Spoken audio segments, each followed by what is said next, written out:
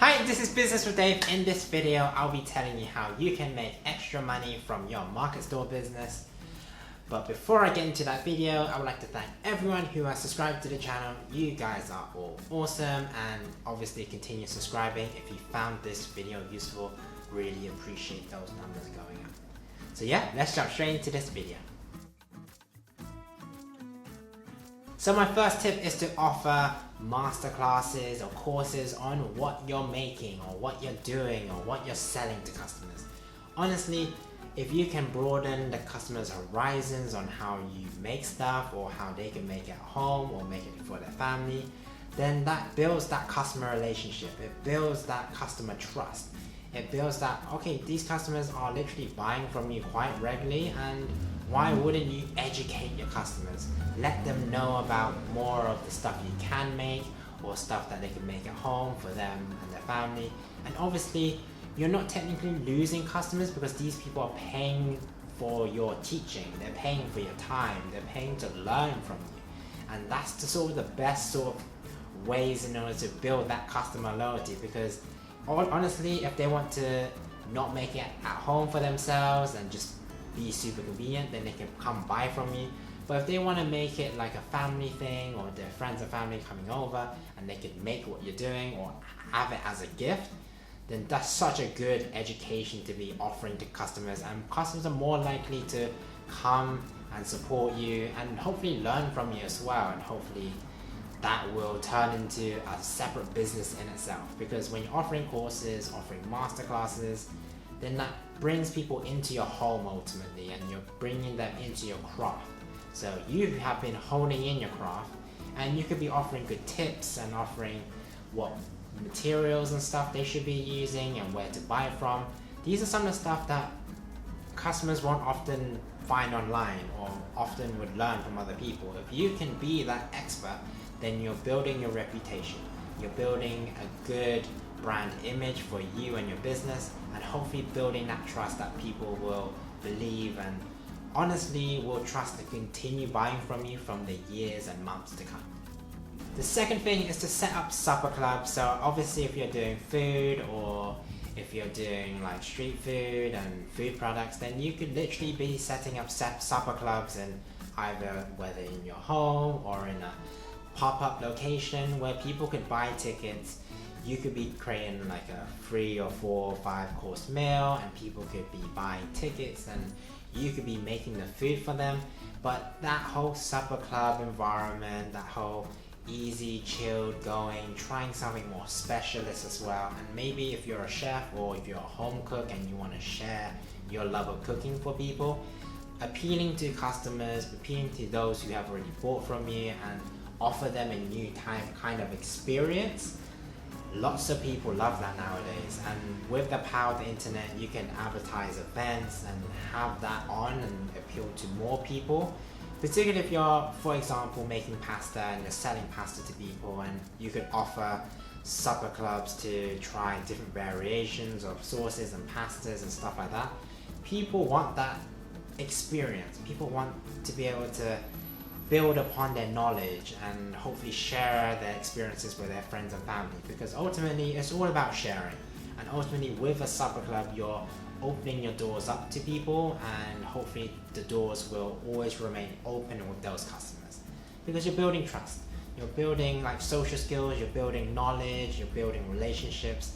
And those are some of the things that can come when you have supper clubs, in order to share your love of food, share your love of a particular dish or culture and heritage as well. So do consider these stuff when you do want to do supper clubs, because that is a good way in order to bring an extra few £100 every evening as well, out of like normal daytime hours. And it could literally be once a month or once a week, but just having that option there, having maybe like 5 seats or 5 tables available and having a certain number of people can create that buzz as well. Could create hopefully good reviews, people coming in, telling their friends and family about you, and creating that buzz will hopefully translate into more sales and more money for your business.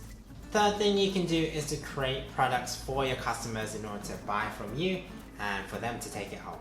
So these are some of the stuff where if it's you are serving, for example, pastas, and in your market store, you could literally be making pre-made pastas already available, or pasta sauces for people to buy both, and they could recreate it at home.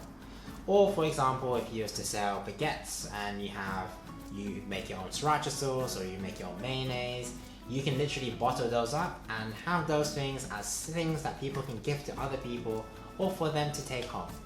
Super easy, super convenient. It in itself can be a product in itself, and you're literally expanding your product range in order to offer customers something more that they can take home. Instead of just buying maybe food from you, you can recreate your food at home, maybe for their family and friends. Maybe have meal kits as well, having sachets of already prepped up rub that you can rub into meat and they can put it in the oven. So many different things that you can go with it. Just look online, see what other people are selling. There are so many meal kits nowadays that it is very difficult not to see them meal kits out there, and there's so many sauces and different recipes, family recipes, different variations, different juices, different drinks. There's just so much going on. It is such a good time to start your own business, and particularly if you have a main offering already, like for example selling pastas, you could literally expand into different sauces, different pasta sizes, different gluten-free ones as well, and vegan pastas. So many different options you can go with. It's just finding that USP and finding what you want to sell, and hopefully customers will buy it because you are offering it to them.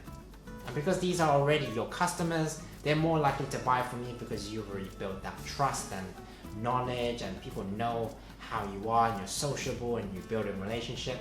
That's what it's all about. When they buy from people that they trust, and if you're already serving great food and good service, they're more likely to buy and hopefully gift it or use it at home.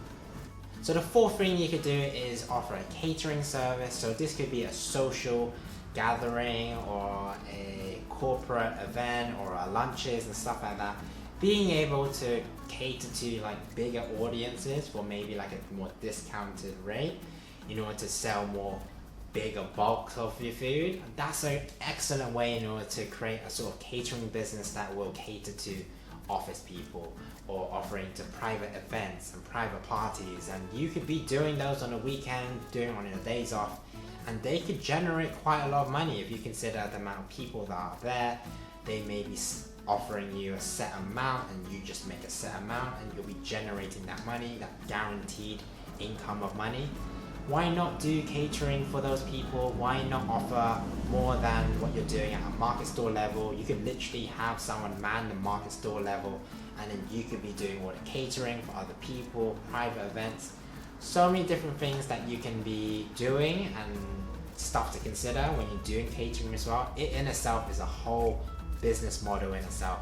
But as you take time, as there are positive word of mouth going about you and your business, that's how you can get free business, because you don't need to advertise as much, because those you are serving at a market store level, those people could really love your food, like your food, and want to share it with their friends or family in their wedding day or like social event, and they might want you to cater to it. And why wouldn't you want to cater it? Because it's gonna expand to and reach to more people out there, so more word of mouth.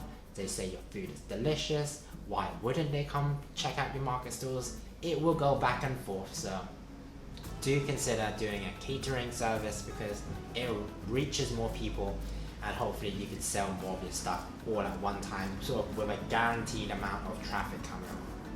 And this also includes like festivals or street food fairs or just like general community event stuff going on. You could literally offer your service, and you could literally be selling to all of these different markets and have people man it, and you'll be able to build a successful business like that. And my last tip is to sell to businesses. So this is where you can, again, let's use the pasta example. You can be selling your pre-made pastas, pre-made sauces, and put that into retail stores, put that into mini supermarkets, international supermarkets, sell it online potentially as well, and maybe bulk make everything and sell it to a restaurant or cafe or something like that.